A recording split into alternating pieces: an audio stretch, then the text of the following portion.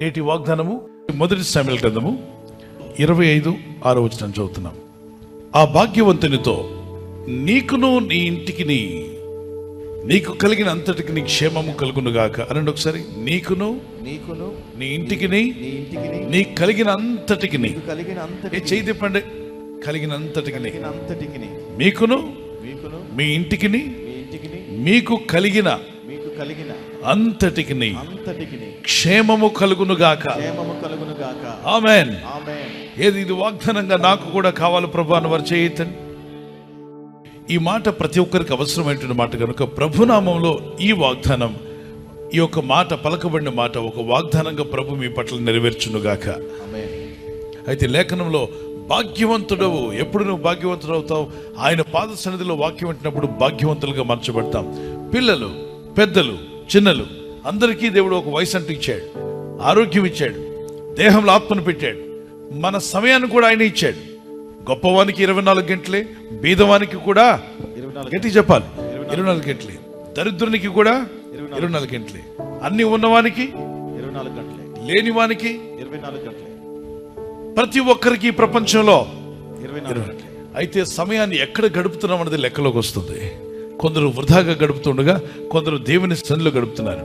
ఎక్కడ సంతోషం ఉంటుంది అంటే 16వ కీర్తన 11వ వచనంలో దావీదు మహారాజు అంటాడు, రాజు, ఒక దేశాన్ని వెళ్తున్న రాజు, అన్ని అనుభవించడానికి అవకాశం ఉన్న రాజు అంటాడు, నీ సన్నిధిలోనే సంపూర్ణ సంతోషం కలదు. There is a great joy, fullness of joy in your presence. ఇప్పుడు ఆయన సన్నిధిని నేను తీసుకోవాలి, ఆయన సన్నిధిని మీరు తీసుకువెళ్ళాలి. అపవాది రకరకాలుగా మోసగిస్తాడు. వాడు ఎక్కడికి వెళ్ళొద్దంటే దేవుని సన్నిధికి. ఎందుకంటే నువ్వు అక్కడికి వెళ్తే భాగ్యవంతునిగా చేస్తాడు ఆయన. నువ్వు భాగ్యవంతురాలుగా మారబోతున్నావు. ఈ లోకం క్లబ్ నిన్ను భాగ్యవంతునిగా చేయదు, పబ్బులు నిన్ను భాగ్యవంతులుగా చేయవు, సినిమా థియేటర్లు నిన్ను భాగ్యవంతులుగా చేయవు. లోకంలో నరులు కలుగు చేసినవి ఏవి కూడా నీ దగ్గర కొంత ఖర్చు పెట్టిస్తాయి, నిన్ను తందనాలు ఆడిస్తాయి, నీ మతి తప్పేలా చేసి చేయరాని పనులు చేసేలాగా ప్రోత్సహిస్తాయి. కానీ నీ బ్రతుకులో పాపాన్ని తొలగించి ఎన్నాళ్ళ నుండో నీ జీవితంలో శాపాలు కొట్టివేసి నిన్ను భాగ్యవంతులుగా నిలబెట్టగలిగిన ఒకే ఒకని సన్నిధి, అది దేవుని సన్నిధి మాత్రమే. మనం చిన్న పాట పాడుకుందాం. పాడదామా? గరుడా నీ దివ్య సన్నిధి నన్ను ఆదుకొని నా పెన్నిధి. గరుడా నీ దివ్య సన్నిధి నన్ను ఆదుకొని నా పెన్నిధి. నీవే కావాలయ్యా, నాకు రావాలయ్యా, నీవే కావాలయ్యా, నాకు రావాలయ్యా, యేసు నీవే కావాలయ్యా, నాతో కూడా రావాలయ్యా, యేసు నీవే కావాలయ్యా, నాతో కూడా రావాలయ్యా. గట్టిగా చప్పట్లు కొట్టి దేవునికి స్తోత్రం చెల్లిద్దాం. Praise the Lord. నీవు మెత్తని హృదయం అనే బైబిల్ చెప్పిన మాట ప్రకారంగా నువ్వు ప్రార్థనలో ఉంటే వెంటనే ఇక్కడ పలికే ప్రతి ఆశీర్వాదము అది నీ సొంతం కాబోతుంది. ఎలా చెప్పగలరు? రాతి హృదయము, మెత్తని హృదయం అని బైబిల్ చెప్తుందా? అవును. ఈ నూతన సంవత్సరంలో ఒక మెత్తని హృదయంతో దేవుడిచ్చే ప్రతి ఆశీర్వాదాన్ని రిసీవ్ చేసుకోవాలి. ఆయన సన్నిధిలో భాగ్యవంతునిగా, భాగ్యవంతురాలుగా మారాలి. నాకును నా ఇంటికి నాకు కలిగిన సమస్తమునకు క్షేమం కలగాలనుకున్న వారు దేవునికి స్తోత్రం చెప్తారు. యెహెజ్కేలు గ్రంథం 36:26 నూతన హృదయం మీకు ఇచ్చేదని. ఇక్కడ నూతన సంవత్సరం మీకు ఇస్తానంటలేదు కానీ నూతన హృదయం మీకు ఇస్తా అంటున్నాడు. నూతన స్వభావం మీకు కలుగజేసేదను. అంత నూతనమే అంటున్నాడు. నూతన హృదయము, నూతన స్వభావం మీకు ఇచ్చేదను, మీకు కలుగు చేసేదను. రాతి గుండె మీలో నుండి తీసివేసి.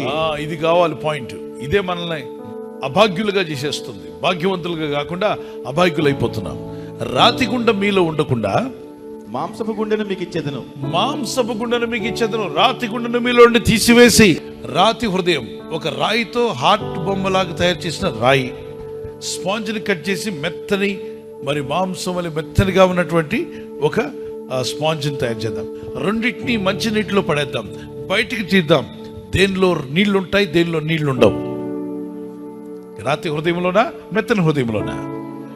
స్పాంజ్ నిండా ఏం కారుతుంటాయి? నీరలా కారుతూ ఉంటుంది. రాతి హృదయంలో ఏమీ కారదు. దాన్ని కిందేసి పడే సుత్తి పెట్టి బాత్తే పొడే ఉంటుంది కానీ తడి ఉండదు. అంటే లోపల బయట ఏ మార్పు లేదు, అలాగే ఉంది. మార్పు లేని కఠిన హృదయులుగా మనం ఉండొద్దు. ఎందరైతే దేవుని సన్నిధిలో వారి హృదయాన్ని రాతిగా చేసుకుంటారో వారి జీవితంలో ప్రభు ఇచ్చే ఆశీర్వాదాలు వారు పొందలేరు. నా పక్కనోడి దేవుని ఆత్మ పొందుతూ ఉంటాడు, పొందకుండా కూర్చుంటారు చాలా మంది. వాళ్ళు విడుదల పొంది ఉంటారు, వీళ్ళు విడుదల లేకుండా ఉంటారు. వారికి సమాధానం వస్తుంది, వీడికి సమాధానం రాదు. వారికి మేలు కలుగుతుంది, వీరికి మేలు కలగదు. వాడు ఆనందంతో ముఖం నిండా సంతోషం దేవుని కళ్ళతో ఇంటికి వెళ్తుంటాడు, వీడు ఏడు మొహంతో ఇంటికి వెళ్తుంటాడు. ఎందుకంటే ఇతని హృదయం రాతి హృదయంగా ఉంచుకున్నాడు. కనుక ఏదన్నా పగలగొట్టాలంటే దేవుని సన్నిధిలో ముందు మనము కానుకల డబ్బా కాదు, కానుకలు కాదు మనం ఇచ్చేది, మన రాతి హృదయాన్ని ప్రభు సన్నిధిలో అప్పగిద్దాం. దేవుని కనుక వారు గట్టిగా దేవునికి స్తోత్రాలు చేద్దాం. Praise the Lord. ఆయనే మనల్ని స్వస్థపరుస్తాడు. మనం గాయపరచబడ్డాం, రోగాలతో ఉన్నాం, సమస్యలతో ఉన్నాం, ఆయనే మనలను బాగు చేస్తాడు. చేపైకి చెప్పండి, ఆయనే మనలను స్వస్థపరచును. ఆ మాట వినబడాలి మరొకసారి గట్టిగా, ఆమేన్. ఒకవేళ నువ్వు కొట్టబడ్డావేమో, ఇబ్బందులు పాలయ్యావేమో, కొన్ని పరిస్థితులను తారుమారుగా చేసి ఉండొచ్చు. ఆర్థికంగా, ఆత్మీయంగా, శరీరపరంగా, కుటుంబ పరంగా అనేక రకాలుగా కొట్టబడిన వాళ్ళరా, మీరు ఇంకెక్కడికి వెళ్ళినా ఇంకా అధికమైన ఇబ్బందులే తప్ప దేవా నీ యొద్దకు వచ్చుచున్నా అన్నప్పుడు ఆయన నిన్ను బాగు చేస్తాడట. నేను బాగున్నానని నువ్వు చెప్పినా నువ్వు బాగలేవు, నీ పరిస్థితులు బాగలేవు, నీ ఇంటి పరిస్థితులు బాగలేవు, నీ వ్యక్తిగత జీవితంలో అనేక విషయాలు బాగలేవు, కానీ నిన్ను బాగు చేయగలిగిన వాడు, పైనున్నవాడు. ఆయన యొద్దకు వెళ్దాం రమ్మంటున్నాడు. హోషేయ ప్రవక్త తన ప్రజలతో చెప్తున్నాడు, ఆయన యొద్దకు వెళ్తే మనం స్వస్థ పొందుకుంటాం. మనం కొట్టబడ్డాం కానీ పరిగెడదాం, ఆయన యొద్దకు వెళ్దాం, ఆయన మనలను బాగు చేస్తాడు. ఆమేన్. నా జీవితాన్ని స్థిరపరచు ప్రభా, ఆత్మీయంగా స్థిరపరచు, ఆర్థికంగా స్థిరపరచు, కుటుంబ పరంగా స్థిరపరచు, పిల్లలను స్థిరపరచు, యవన జీవితాలను స్థిరపరచు. జీవితాల్లో ప్రతి ఒక్కరు, కుటుంబంలో ఉన్న ప్రతి ఒక్కరు కూడా యేసుక్రీస్తు నామములో దేవునిలో స్థిరపరచబడుదురు గాక. ఆ స్థిరత కూడా చాలా అవసరమే. అన్స్టేబుల్ అనేది మంచిది కాదు. ఎప్పుడు స్థిరం లేదు నా కుమారుడిలో, నా కుమార్తెలో స్థిరం లేని ఏడుస్తున్న తల్లిదండ్రులు ఎంతో మంది ఉన్నారు. ఎన్నున్నా స్థిరం లేని జీవితాలు జీవిస్తున్న వారు ఎంతో మంది ఉన్నారు. ధన సంపద ఎంతో ఉంది కానీ స్థిరం లేదు జీవితంలో. స్థిరత కూడా దేవుడి దయ వల్లే మనం పొందాలి. కాబట్టి అడుగుదాం, ప్రార్థన చేద్దాం, మొరపెట్టుకుందాం. ఈ 3 విషయాలు నా జీవితంలో కావాలి. మొదటిది ఏంటో చెప్పండి, స్వస్థత. రెండవది బాగు చేయబడాలి. మూడవది స్థిరపరచబడాలి. ఎందరూ కోరుచున్నారు స్వస్థత, బాగు చేయబడ్డం, స్థిరపరచబడ్డం. గట్టిగా దేవునికి స్తోత్రం చెప్పండి. అడగండి, ప్రభువా నన్ను స్వస్థపరచుము. చేయతి గట్టిగా నన్ను స్వస్థపరచుము నాయన. నా ఇంటిని, నా కుటుంబాన్ని, మా జీవితాలను బాగు చేయండి, భాగ్యవంతులుగా చేయండి, మమ్మల్ని స్థిరపరచుము. నీ వాక్యములో స్థిరపరచు, నీ సన్నిధిలో ప్రార్థించేవారుగా స్థిరపరచు, నిన్ను వెంబడించేవారుగా స్థిరపరచు, విశ్వాసములో నన్ను స్థిరపరచు, పరిశుద్ధతలో స్థిరపరచు. నీ రాకుళ్ళు ఎత్తబడేంత వరకు స్థిరమైన విశ్వాసాన్ని, స్థిరమైన ఆత్మీయ జీవితాన్ని నాకు, మా అందరికీ యేసు నామములో దయచేయండి. ఆమేన్. హల్లెలూయా. దేవుని ప్రజలారా, ఈ సమయంలో ఈ 3 విషయాలు కావాలని ప్రార్థన చేసుకోండి. ఈ రోజు నుండి ప్రార్థించండి. కూర్చున్నా, లేచినా ప్రార్థిస్తున్నాడు. మీకు విషయం తెలుసా, పరలోకకి ఏది కావాలన్నా ప్రార్థన అని ప్రభు చెప్పాడు. మీరు ప్రార్థించడం ప్రారంభించండి. మీకున్న చింత ప్రార్థనగా కన్వర్ట్ చేయండి. మీకున్న worries convert it as a prayer.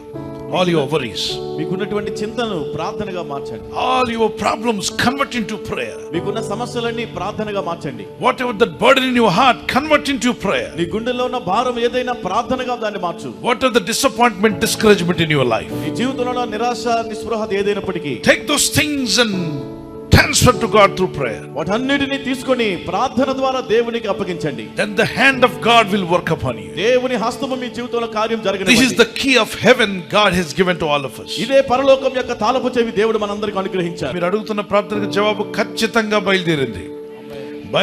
Praise the Lord. మీలో కొందరు ఈ రోజు అడగబోతున్నారు, ఈ రోజే జవాబు రాబోతుంది. అయితే అది మీ యొద్దకు చేరేదాకా ప్రార్థిస్తాను. వారు చేయి పైకెత్తండి. Let's pray. Lift up your hand to God. పరిశుద్ధమైన మా ప్రియ తండ్రి, వాగ్దానాన్ని మేము తీసుకున్నాం. నేడు నీ కృపావార్తతో మమ్మల్ని బలపరిచినప్పుడు దినమెల్లా మేము సంతోషించగలుగుతాం నాయన. ఎన్ని సవాళ్లు ఎదురైనా జయించగలిగే ధైర్యం, కాన్ఫిడెన్స్, విశ్వాస జీవితం, నిరీక్షణ కలిగి ముందుకు సాగేటువంటి కృప, ప్రార్థనా జీవితం వీరందరికీ దయచేయండి. మీరు చేసే ప్రయత్నాలు ఫలించలాగున్న సహాయం అనుగ్రహించండి. నీ కృపలో మమ్మల్ని బలపరచండి.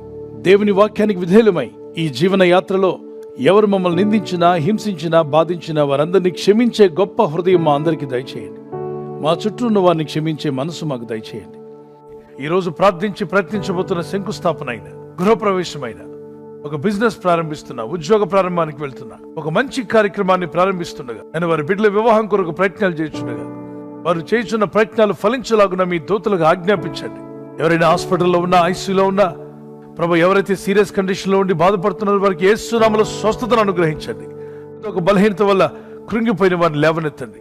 మీ గాయపడిన హస్తమును చాపి వారికి ఉన్న సకల రోగాల నుండి విడుదల ఇచ్చేయి.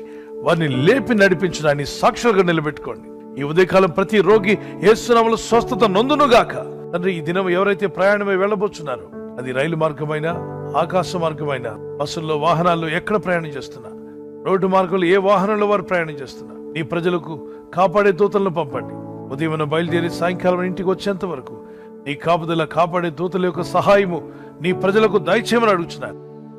మీ కృపలో మేము వర్ధిల్లి మీరిచ్చే ఆశీర్వాదాలకు పాత్రలుగా నిలబెట్టి, మేము వెలుగుచూ ఇతరులను వెలిగించేవారుగా, మేము దీవించబడుతూ ఇతరులను దీవించేవారుగా మమ్మల్ని వాడుకోమని యేసుక్రీస్తు పరిశుద్ధ నామములో అడుగుచున్నాం మా పరలోకపు తండ్రి.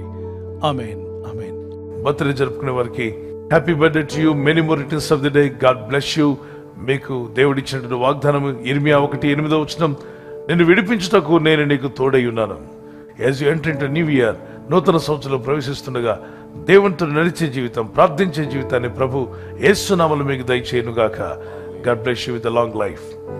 మరి యానివర్సరీ జరుపుకునే వారికి happy wedding anniversary, many more returns of the day. God bless you.